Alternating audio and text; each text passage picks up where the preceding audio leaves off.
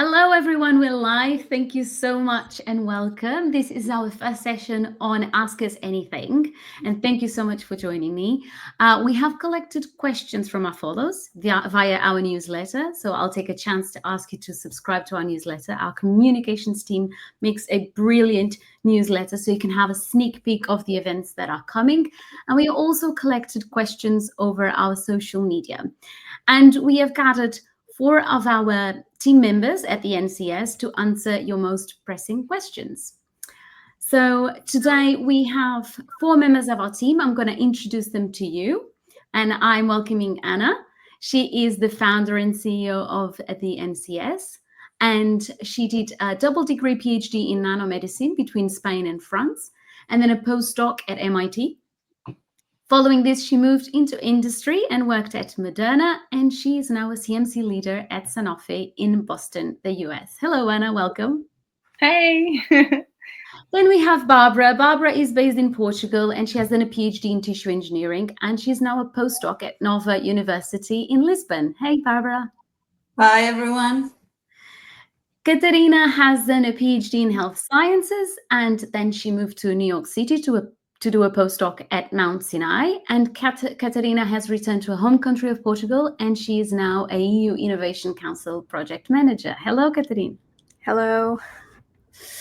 Last but not least, we have Rita. Rita has just completed her PhD in molecular biosciences at ITQB Nova and will give us a fresh perspective of someone who has just finished a PhD program and is looking for a new adventure. Hi, Rita. Hi everyone. Thank you so much for joining us. And I'm just going to start with a very basic question that one of our followers asked us, which is why science and why a PhD? And I'm going to ask Rita to answer that question first because she has a very fresh perspective. Yeah, sure. So why science? Well, science, since I was very young, that I really wanted to understand how things work. So I just wanted to be a scientist because I thought that I would love to be a scientist. So that's the short answer for the first part of the question. For the second part, the second part, why a PhD? So, well, when I decided to do a PhD, my plans for the future were to be a researcher and stay in academia. So that's why I wanted to do a PhD. Things turned out to be a little bit different, but even though my opinion changed during the PhD, I don't regret having it, and I don't regret doing it. And I think that it is a good thing to do a PhD because the PhD is much more than the hard skills that we develop.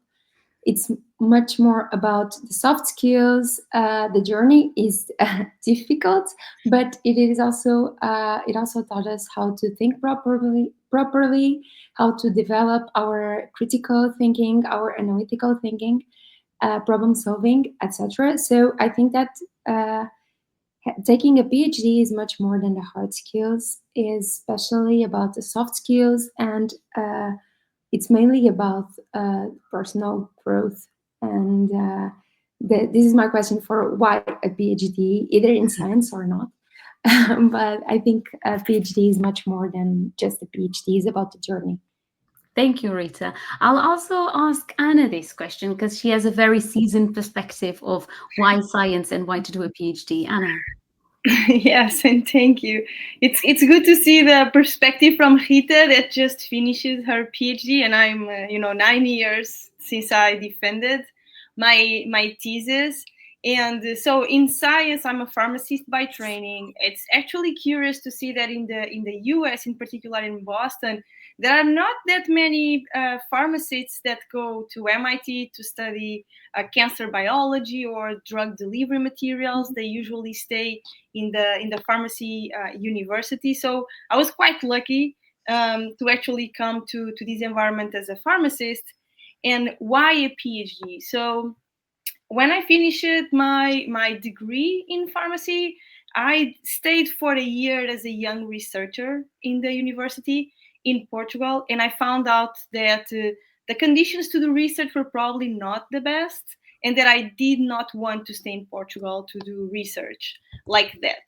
So I applied for a program which is very known in Portugal called Contacto, and I went to Madrid, where I worked for a biotech, initially 6 months as an R&D analyst, and then I ended up staying for another year. What I learned during this time in a biotech company is that only the ones with a PhD were making it to the top. And it may not be true anymore. We do see some scientists and some people in leadership positions that came with a bachelor or a master, but I can tell you that the majority of leaders in the field still hold a PhD. So when I look into the leaders at that company, I understood that if one day I wanted to be a leader myself, I needed to go back to school and pursue a PhD. So this was my mainly motivation, was to do not see myself stuck in a career without progression, because I didn't have the PhD and the capacity to do so. So I went back, I did my PhD. It's as Rita said, it's not always easy. You have your own challenges. Actually, it took me 2 years after I defended my PhD to be able to say that it was worth. For many years, I doubt myself, and I thought, what did I do this to myself?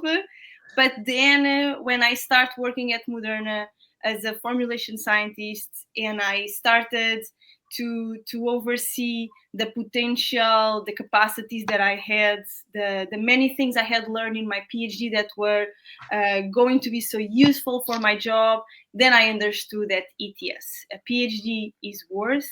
And I encourage you, if you like science, you need to be passionate about it. But yes, it may be challenging, but it's going to make it. It's going to pay off in the long term. What an amazing answer. But it's good to know that both of you found it worth it to pursue a PhD, and you have very different perspectives of it. But I'm glad to know that it's worth it. And I'm sure that many people that are watching will be glad to know that as well. So the next question I have is for both Barbara and Katerina. So one of our followers asked advice for people searching for a PhD or postdoc. So Barbara has done a postdoc in Portugal, and Katerina has done a postdoc abroad. So you have different perspectives. So I'd love to hear it from you.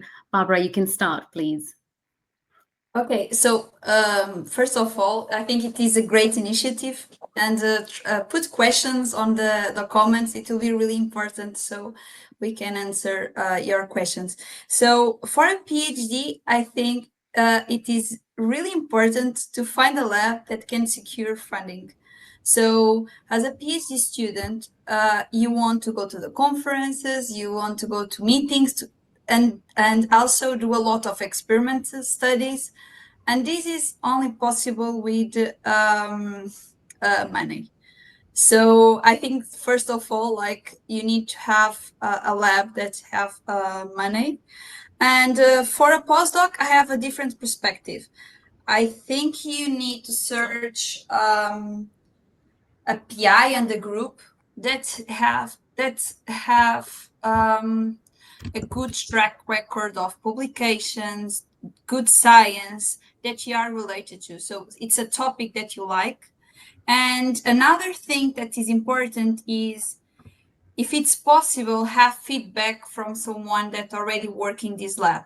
Because as a postdoc, you want to have freedom, like independent thinking, but at the same time you want support from your PI to have this independent thinking. So I think it's really important to have some feedback on, for example, if you are allowed to have students, if you are allowed to be a corresponding author in your publications. But this is something that only perhaps like working the lab you have for sure that is possible. And send an email or try to reach the PI 7 months before finishing your PhD. I think it's really important. So this is my advices from my experience. So Thank you. Katerina, what is your insight on this? Yeah, I mean, some of my advices or my experience lines up with what Barbara just mentioned. I think first find your passion. What is it? What is the question that you want to pursue scientifically?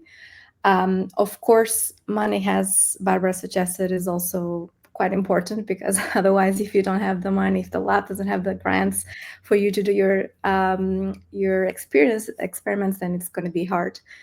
But also to find a good fit in terms of the people that you're going to work with as well. And this is, I think, it is true for both the PhD and a postdoc, whether it's in Portugal or in New York or anywhere in the world. You need to fit and find a good fit with your mentor, but also with the people that you work on the day to day. And I think that everything else that Barbara just mentioned will come along, if as long as you're happy in your workplace. And but to be independent, as Barbara mentioned, is also very important. So at least for the postdoc perspective, my experience was when I came to New York, the lab had just started. This could be very challenging in a way, because you become very quickly very independent, and you own in certain way a lot of things, because I had to set up a lot of things in the lab. So that's a good perspective, a good way to do things as well. But on the other hand, if you have a big lab, then you're just one among many other postdocs. So try to find a balance in between two. So it's also my advice, because it can be really challenging if you're just starting, if you join a lab that is just started, which what happened with me.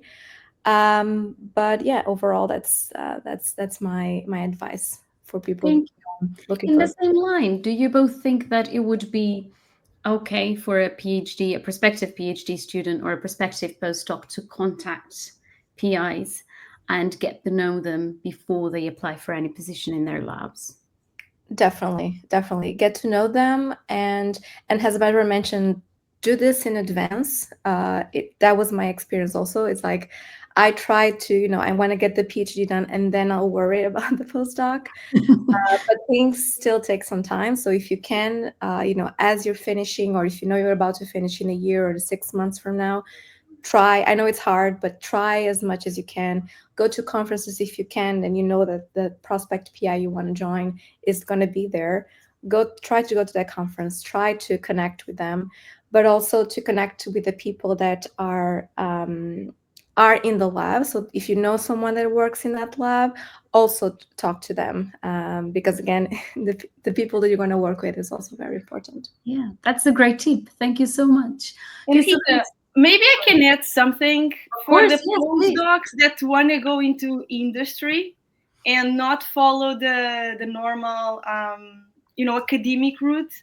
Is the choose your PI and your postdoc advisor, knowing that it has to be someone to support you in transitioning into industry. And why am I saying that? Is that I talk to many students whose PIs do not support them moving into industry, and this can impede them from publishing earlier, leave the lab, get to know people in industry. So again, when also looking into a postdoc, try to find someone, if you already know that you want to go into industry. And we can call a postdoc to be a strategic step in our career.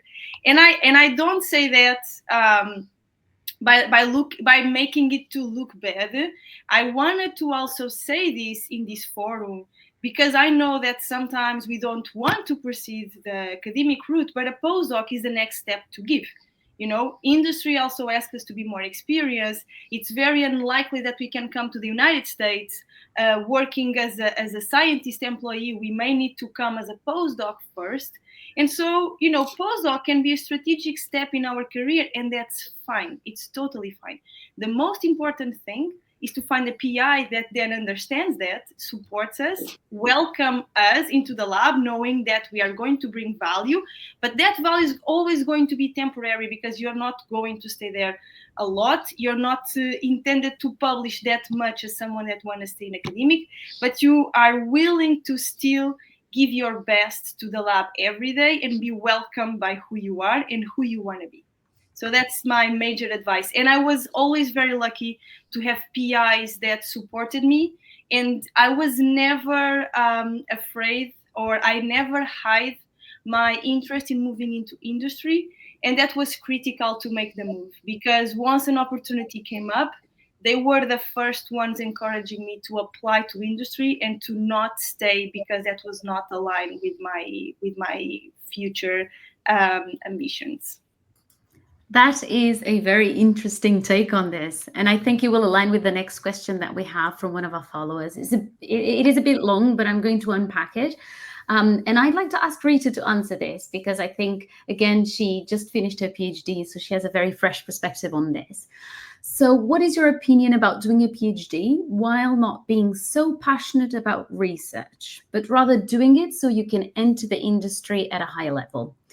And the follower says, I often think that if I do a PhD, it will be 4 or 5 years doing something I don't like, just so I can have a higher salary. Thank you. And I think it will be nice to hear from Anna again on this. I think she'll have a very nice perspective on this. Rita, what is your take on this? When I started the PhD, I thought I was passionate about science and about research, but my opinion changed during the PhD. So I can really give the perspective of starting it knowing already that you don't like it. But I can talk a bit about my experience of realizing that you don't want to do research while you're doing your PhD. And at first, it was difficult for me to fight against it internally and internally accept the fact that I didn't want to work in the lab, that I was doing the PhD, and in the end, I wouldn't work in the lab because I didn't like it. And because I started to really question myself if it was worthy to finishing it or not. So this was the first step, and this was the first thing that was very difficult for me. It was also difficult to deal with other people's opinions about this. So every time, even now, every time that I say that I don't want to work in the lab, that I have a PhD in science and I don't want to work in the lab, most people would say, "What? So you wasted the last 5 years of your life taking a PhD, and now you want to leave academia, and now you want to leave the bench work." And sometimes it's a bit difficult to deal with those opinions and to deal with the expectations that other people have for you. But in the end, if you accept that this is like the PhD is the journey, and I accept that, and I continue to pursue the PhD, and everything went fine in the end. And I think that the most important thing in this is that you really need to find your motivation. Like for me, at first I had the motivation of being a researcher, of working in a lab, and in the middle of the process, I ended up without motivation because I didn't want that anymore. So I needed to find a new motivation, and my motivation was just to finish the PhD. And so Anna said that I think that you really need to be passionate about science to do a PhD. And I think that it helps a lot, but maybe it's not the only thing. I think that you need to find a motivation, either being passionate about science, either want to have a higher salary and better positions in this industry. I think that as long as you find your motivation, and as long as your motivation is strong enough for you to start a PhD and to finish the PhD, I think it's worth it to do it. If you think that not being passionate about this is going to demotivate yourself and you won't be able to deal with the process of doing it without not liking it very much, then you should reconsider, and if it's really worthy, because well, the PhD journey is difficult, so you really need to be motivated about it, and you need to really find your motivation and the motivation that is right for you.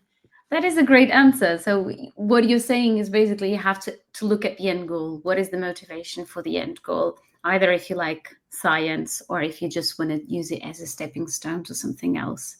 With that, would you agree with that, Anna? Yes, and I think that I would like to hear also Katarina, because she make a transitioning from being a 5-year postdoc, so clearly someone that came to the United States with an academic mindset, whereas I did a 1-year postdoc, which was clearly a mindset of someone that doesn't want to stay there much longer and want to transitioning into industry. So in my case. Which is really interesting is that I still love science. And even today, I was talking about my career development with my manager within Sanofi. Because right now I'm in the chemistry, manufacturing, and control, so responsible for manufacturing and execution of mRNA vaccines.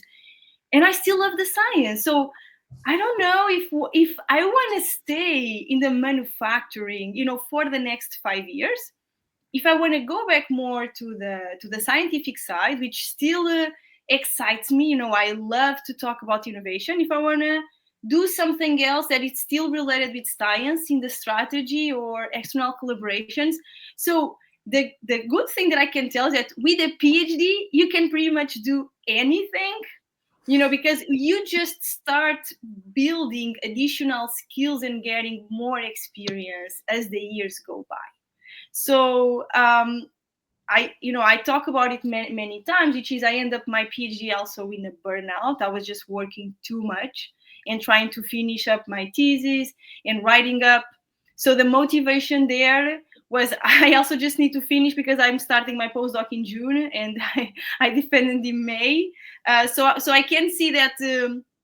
You can get lost. You start something, you're passionate, but then you're too tired. The pressure is very, very big. So definitely keep something, that you can reach out and you understand that it's worth to pursuing, but never forget that your health and your mental health should come first. And I think that PIs, the academic environment in particular, forget about it. And so sometimes a PhD is just a mean to an end, and we forget that we need to be happy, fulfilled, have a personal life, in the way. And so it's complex, feasible. But yes, when you're not passionate about it, it's I think we need to have these conversations and difficult conversations within ourselves first, with our PI second, and then really understand if it's worth or not. But I will pass to Katerina, because I think it's going to be great to hear from her. Yeah, I mean, definitely when I finished the PhD and came to New York to do the postdoc, I definitely was with the mindset of, doing the classical, let's say, academic path to, do a PhD, you do a postdoc, you come to the US, you finish with a high impact paper, and then you go back or you stay here and you start your own lab. But kind of as Rita mentioned, as I went through the postdoc, for me was during the postdoc, I realized that maybe this is not necessarily a path for me, and it's okay. And I know people, and it's okay to change. It's okay if you halfway through decide that, okay, I can do with a PhD whatever I want to do, and I can still work in other sides of the science, not necessarily doing at the bench and doing the experiments. And so for me, halfway through the postdoc, I realized, and that didn't change the fact that I was still doing my experiments. I still wanted to publish.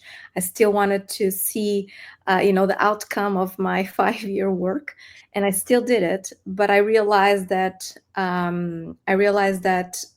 becoming a PI was just not for me. And as I mentioned, that's okay. If you halfway through decided you want to do something else, it's totally fine.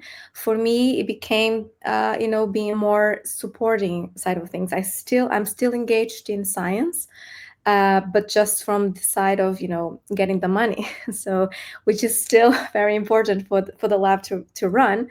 And I find the spot where I'm still engaged in the science. I'm still within the lab where I'm exposed to the science, the questions, the experiments, but I'm still helping getting the lab the money that he needs to run those experiments, but I don't have the pressure of the PI side of things. And so for me, that was the balance that worked for me. Maybe for someone else, it would be something else. But above all, and I realized that just because I did a 5-year postdoc, does that mean I need to go to become a PI? No, no, if you realize that this is not what you want to do, and it's totally okay. Thank you so much. I think you all touch on very, very critical points. So, coming up with Rita and Anna, you talk about it's not just the scientific and technical skills, it's the translational and soft skills. And it opens up a world of opportunities after a PhD. And it doesn't mean that you stay in the same path. And one thing that Anna really mentioned that I think it resonates with a lot of students or postdocs at the moment, and it brings me to my next question, is about mental health and well-being and just having a good work-life balance. So one of our fellows asked, is it actually possible to treat a PhD as a normal job, i.e. work only on weekdays 9 to 5? So I'd like to start. I would actually like to ask this question to all of you because everyone has a different perspective of their PhD, and you all did it in different institutes with different PIs. But I'd like to start with Barbara because she has a lot of students at the moment, and she's doing a postdoc as well. So Barbara, what do you think? Is it possible to treat your PhD like a normal job? So I will first talk about my PhD. So depend on the PhD studies. So in my case, it was impossible to have a PhD and work 9 to 5 because we work with cells. It's impossible. I felt that sometimes what is the most important to work so much time was to have good friends in the lab.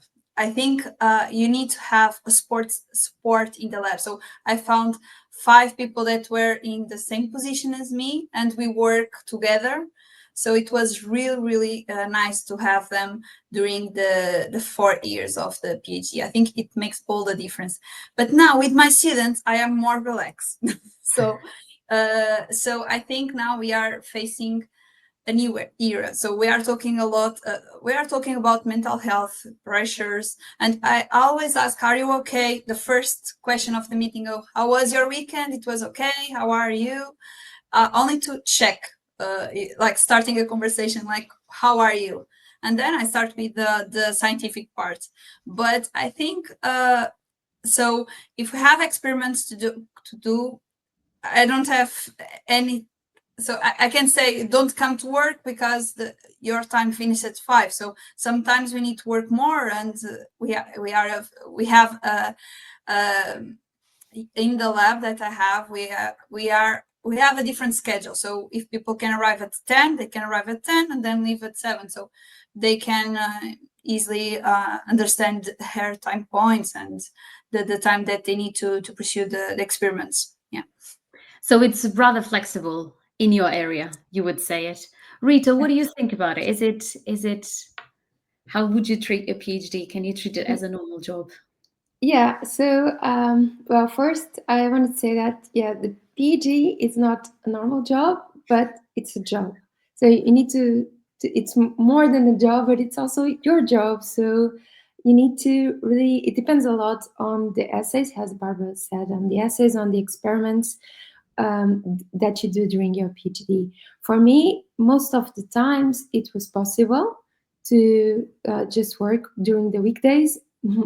Not from 9 to 5 because of the experiments that are longer sometimes, but most of the times for me it was possible. I think what is very important for that to happen is that you really need to organize your schedule. You really need to plan your weeks, and you really need to know how to really prioritize tasks.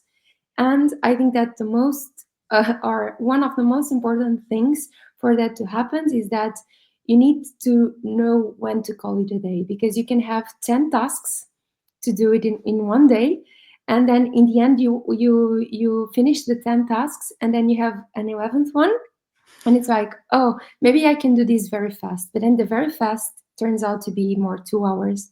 And I think you really need to think, it is really necessary to do it now, or can I do it tomorrow?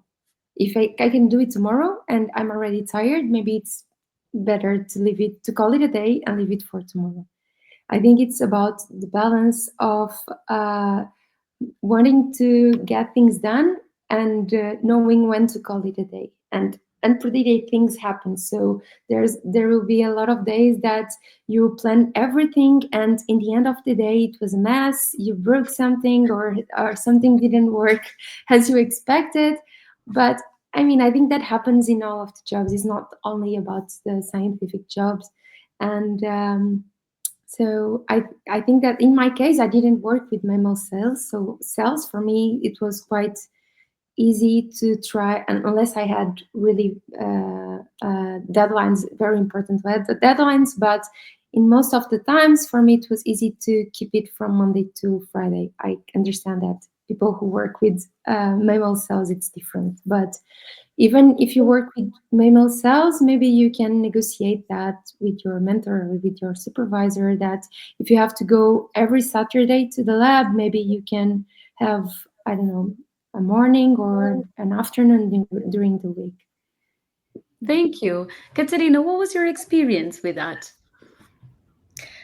Well, for me, was a little harder because I was working with animals. So animals, it's hard to if you're working with animals, it's even harder to have a 9 to 5 job, but type of job. But I think, and both Rita and Barbara touched this, is that sometimes it's if you have that scientific question and you have certain time points and certain deadlines, and so sometimes you need to work more than the 9 to 5.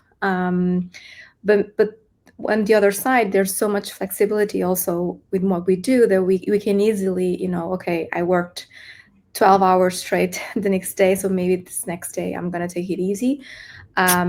I think it's overall is hard, to be honest, to have a 9 to 5 because of the questions that you're following, because you're doing lab work, especially if you're working with cell lines, with mammalian cells, or even with animals in vivo. It's harder, but it's all about the balance that you create for yourself, as long as you don't compromise, what you want to do and the questions that you want to answer in the lab. So I think it's I always try to balance that way. If even if I'm not 9 to 5, okay, it's 9 to 8, but tomorrow I'll just do something else to kind of make up for the not 9 to 5 for the day before. That's also the good thing about doing a PhD and even a postdoc. A bit aligning like what Barbara said about flexibility Yes, and working definitely. around your schedule, your lab schedule. Lastly, Anna, you touched on the well-being and mental well-being and how you were unfortunately very burnout at the end of your PhD.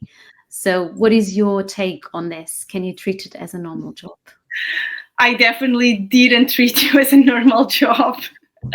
And I think here, like, I agree with everything that was said. So maybe bringing in something that I know it happens to many of us. We are the emigrated PhDs and the emigrated postdocs. And when you leave your country to come to another one where you don't have your family and your friends, ultimately you work a lot and you work much more than the 9 to 5. And I can tell you that in Boston or in New York City, when you become a postdoc, no one expects you to have a normal job. Actually, if you want to come and have a normal job, you're not even trying to apply for that type of postdoc. And this mindset is very sad, but it is what it is, and it's up to us. And Isabel is not in the call; she's watching us, because she would provide an excellent overview on how to set boundaries with your PI, the time, the day you interview to your postdoc and you accept your job. So you can definitely try to have that normal hours. You should have those boundaries, but definitely this is something that you need to discuss first with your PI. Otherwise, they are not expecting you to come here and work from 9 to 5. Then, on another perspective, now that I have 10 years almost after finishing my PhD, and I already have a baby, I can tell you that a PhD for the scientists is more or less what a consultancy job would be for someone in management, for example, which is you work very, very hard. With the exception that people that work in consultancy make 5 times more money than you do in a PhD. So that's not fair. But also, maybe a way for me to be fine with the amount of hours that I put in my PhD is actually to think that there was the time for me to work very hard. It was when I had 24 years old. I'm not expecting to put the same amount of time now that I'm, almost 40. But by the time, yes, it was when I wanted to work more. It was when I was more motivated. I had more energy. So definitely we need to find the balance. In particular, when we talk about programs that run for between 4 and 6 years, and sometimes, a PhD is 6, your postdoc is another 6. It's 12 years of your life without a normal job that you're constantly stretching yourself. So here, definitely, we need to find some boundaries. But I also find it very difficult to understand that now we are in the other side, which is PhD students that do not want to stretch, do not want to even consider working one day after hours. We have this new generation of students that it's difficult to motivate. They really take their mental health very seriously. And I know that PIs right now need to readjust their expectations because the new generation is not like us. And I can tell you that we were right or we were wrong. We are just different because we now have more information and more knowledge than we had 10 years ago. But it's definitely a challenge for the new generation of PIs to have the students put as many hours as we did in the past. And I think they are right. Thank you. I think you've touched on a very, very interesting and key topic, especially the hierarchy of PIs and a PhD student. But I think everyone has mentioned is very different from their different backgrounds, but also there is the cultural aspect of the country where you do your PhD. So the perspective of someone who does a PhD or a postdoc in the US is probably quite different from other countries in Europe or from other countries around the world. So I think it is important that you, like all of you have touched on, to know your PI, to know the group, to know how they work. And I'm glad that Anna mentioned that, yes, we are moving forward with how we adapt to these new ways of working. But also the majority of PIs are quite old and from a different generation.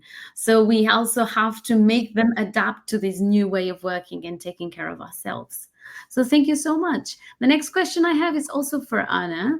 I think she is a mentor that, and she will give a very, very good perspective on how it is to be a mentor and how to find a mentor.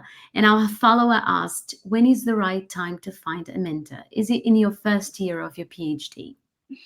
As soon as possible. This is what I can tell you. The right time to find a mentor, it's now. And if you haven't done so, start looking now for mentoring. And I encourage you to listen to she has a PhD podcast where Isabel and I touched a little bit about the different types of mentoring that you can search for. So if you are just starting your PhD studies, you can have a mentor that is someone either older in your lab, like a postdoc, or actually someone with more experience in an area that you would like to learn more. So definitely start, using conferences and LinkedIn and platforms like the NCS community to learn more about how to connect with other people and finding a mentor. And the second type of mentoring that Isabel and I discussed is this peer-to-peer mentoring. And I think that we tend to forget, is not as known as the normal mentor where you are matched with someone with more experience. But the peer-to-peer mentoring actually can give you some kind of a safe space. So a peer mentor is someone within your age range and your experience. So in this case would be a PhD, if you're a PhD or a postdoc. In my case, is someone with the same level of experience that I have in industry. And I do use a lot my peer mentors in the area to talk to them. And you do it to understand how work is going on, what are the challenges that they face in their industry? Is their company that better than mine? Maybe we are struggling with the same.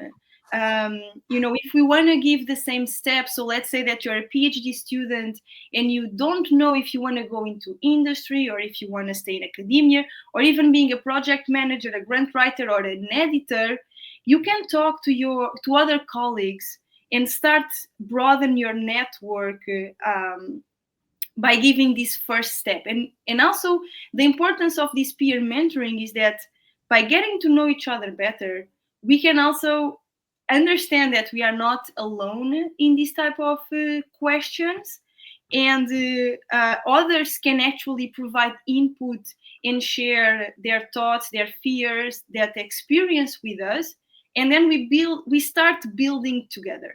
So definitely peer-to-peer mentoring is something that I would like to emphasize, because it's actually very easy to do. You just need to connect with someone, either in your lab, someone in your university or another university, but it's at your level.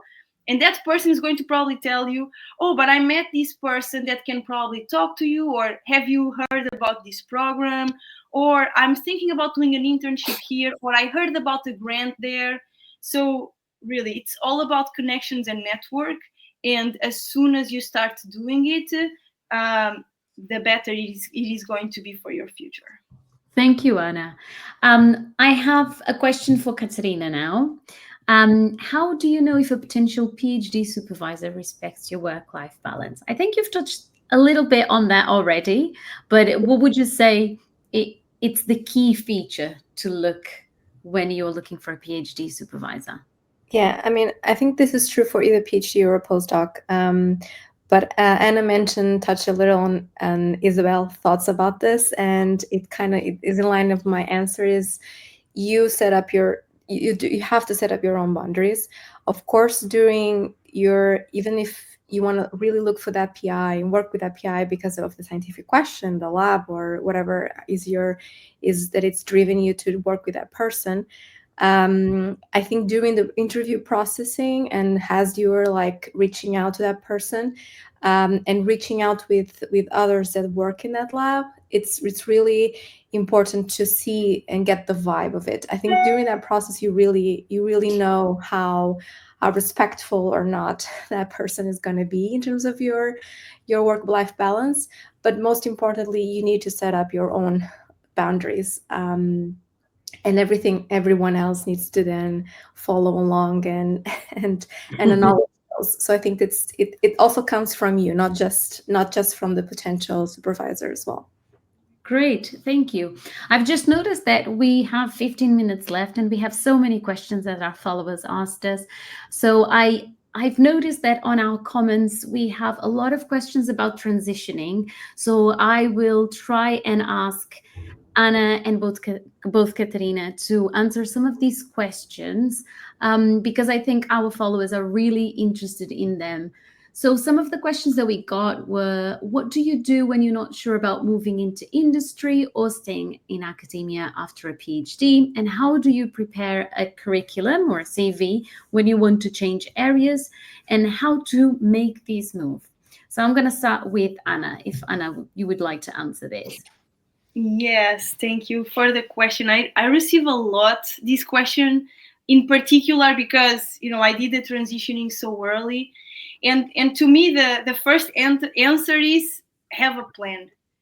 And I know this is probably the most difficult one, because many of us don't know what to do when we start a PhD or when we are in our postdoc, and that's fine. You start getting your answers when you are already doing your PhD or your postdoc. But as soon as you start to understand that maybe you don't want to stay in an academic setting, start thinking about what do you want to do next, because you can take a lot of advantage from the place that you are. So for example, in Boston, even if I knew already that I didn't want to stay in academia, I took advantage of being at MIT, and I started doing a lot of the entrepreneurship courses that were offered. So I did a class with the MBA, the MIT Sloan School of Management, where I was matched with students from business to think about how could we start a company. I start doing some activities like hackathons on how to launch a startup. And so at Harvard University, I know there are a lot of programs for commercialization and business and venture capital. They offer the Harvard Mini MBA. So there are so many activities that you can benefit from being at the university, even if you don't want to stay in the academic track. So this is the first thing to do. And then start working towards the goal of that transitioning. In my case, networking is key, but I also live in Boston, and so Boston is an area that privileges a lot who we know. So definitely start reaching out to people, get to know them, leverage your PI to introduce you to also key people, because I can tell you, I'm involved in hiring processes, and I can tell that we receive hundreds of applications, and usually the first ones that we screen are the ones by the internal recommendations. So if you can find someone that can recommend you internally, you're probably in the 20% already of the applications that are going to be seen. Then you need to have a very good CV. And again, the majority of us, included myself, don't think that I learned how to do. My CV was really bad at the beginning. And I can tell you that it had the same mistake as all of us have, which is the first line was outstanding scientist with X years of experience. So we are all outstanding scientists and network players, team players, so really it took me, I worked with a coach and many mentors to really tailor my CV to be on the spot. So when it was submitted, it was, the first thing is that someone needs to read your CV. So it's very important. And maybe the third thing that I think that it's usually not taking into consideration is finding a coach and a professional that can help you during this transitioning. So if you are new and you don't know what to do, it's true that it's a cost, but coaches actually know very well what they are doing, and they can help you by doing the right questions, preparing you for a presentation, the way you speak, your CV.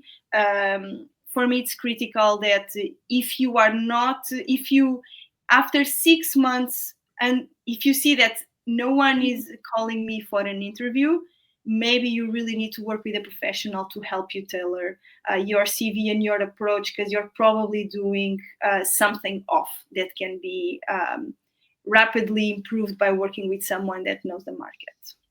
Thank you. Katerina, what is your take on this? Because you've also, like Anna mentioned, you've also made this switch from academia to something different. Yeah, I mean, I'm still within academia, but not in the classical, Lab bench, sort of. yeah, at the bench. I'm still within the academic world, let's say.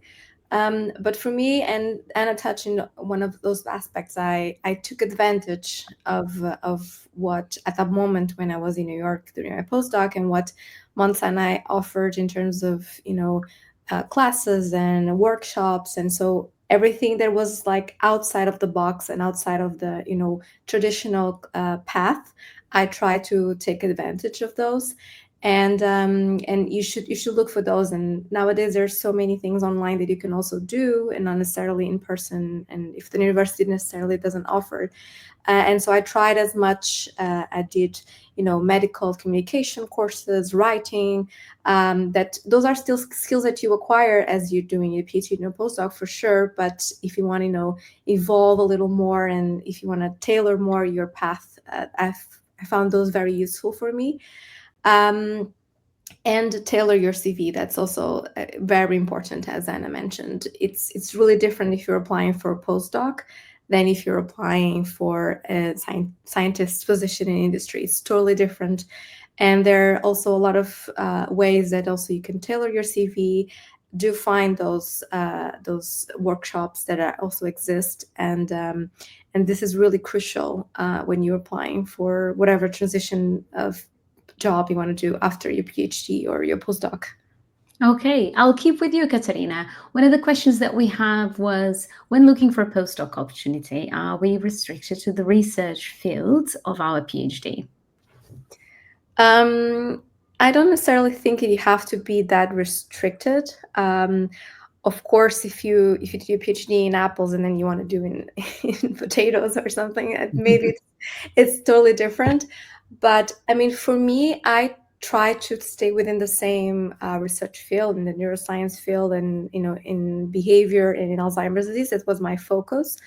But I know people that had slightly adjusted, and sometimes there are labs that actually acknowledge that and like that, because you bring a new perspective to that research question that they have ongoing. Or you can even have your own research question and you want to adjust it to what the tools and what the lab has. So as long as both parts are committed and they make sense, I think you don't need to be as stricted as to what you did. And maybe sometimes you just want to try something else, a new technique, a new tool, and adjust it to that question. So I don't think you need to be as strict as in terms of the question you want to do. Great. I think you both touch a lot on career development and how improving your skills and your translational skills is important to then make the leap to something different. Thank you so much for your perspectives. I'm going to go into a bit more life outside science sort of questions. And the first question I have is for Rita. How do you manage to stop thinking about your research outside the lab? Well, that's a difficult question, because the truth is that most of the times you don't, and especially during the PhD. And that is something that I struggled a lot during the PhD, especially when I was having problems with the specific experiment, or when things were not working out as I expected. And I also found myself thinking about experiments and possibilities while I was with my friends, with my family, doing my hobbies, etc.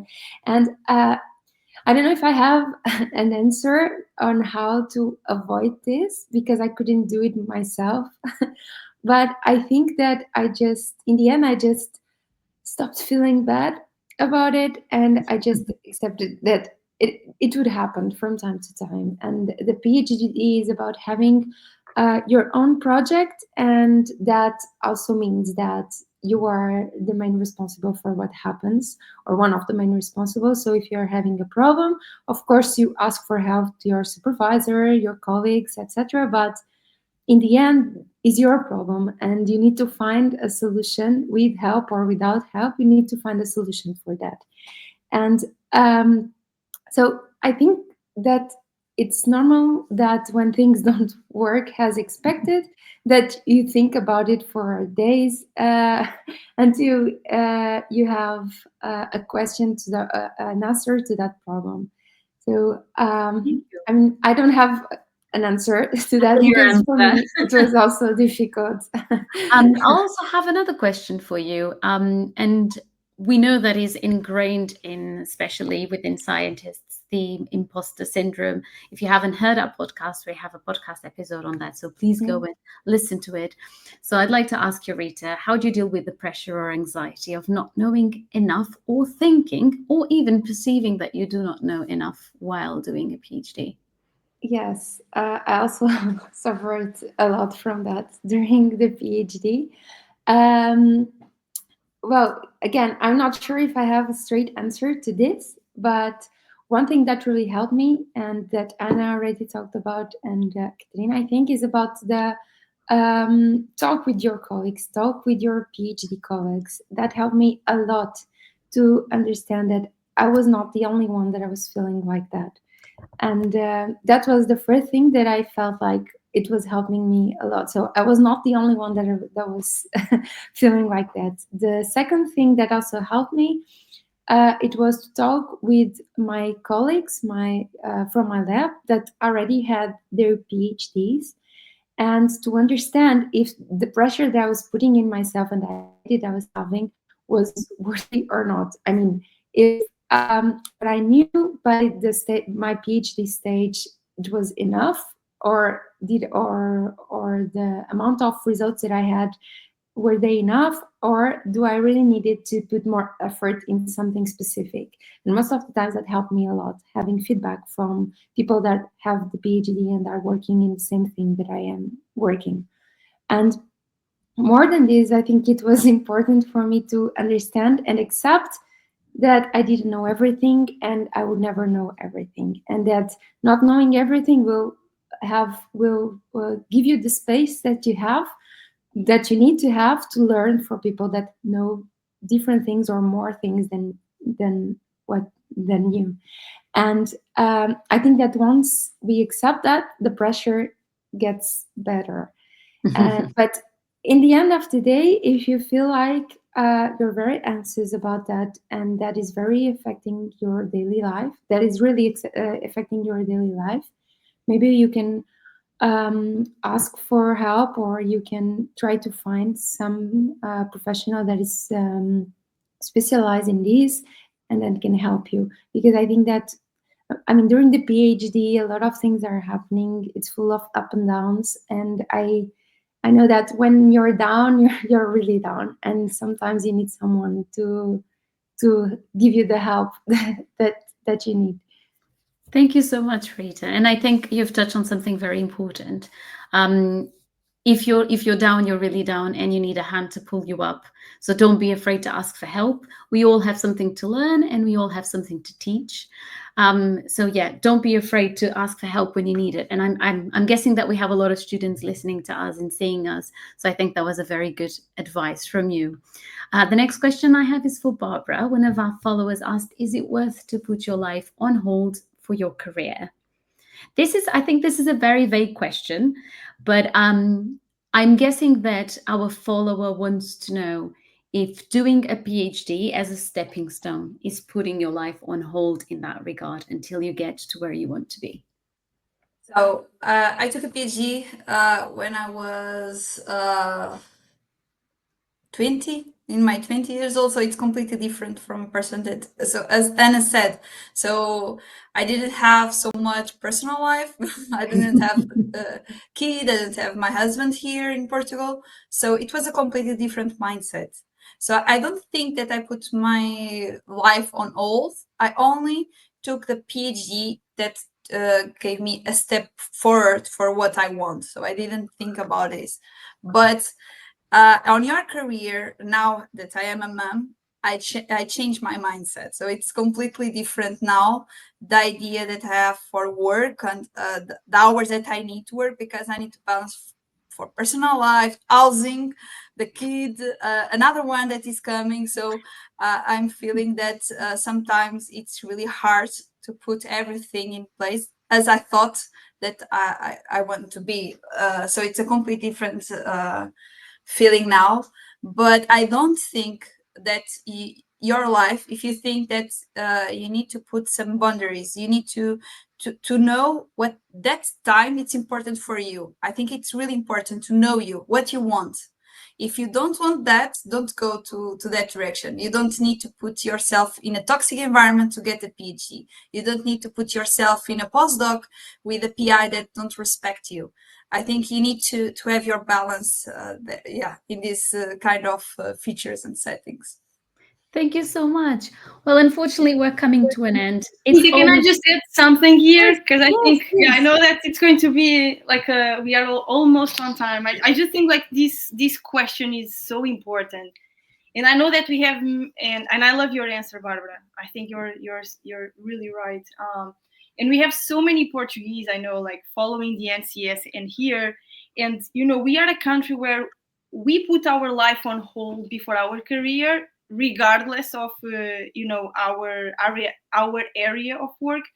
But I think that science is particularly unfair for women, and unless we work and we study in an institution and a country where we see our rights valued and our career to not be kind of are armed because we decided to be moms early on, then we have no other option than be moms older and later in our life. Sometimes the question can be, is it your decision to be, to put your life on hold to your career, or is it actually the society and science in general makes you make that decision, right?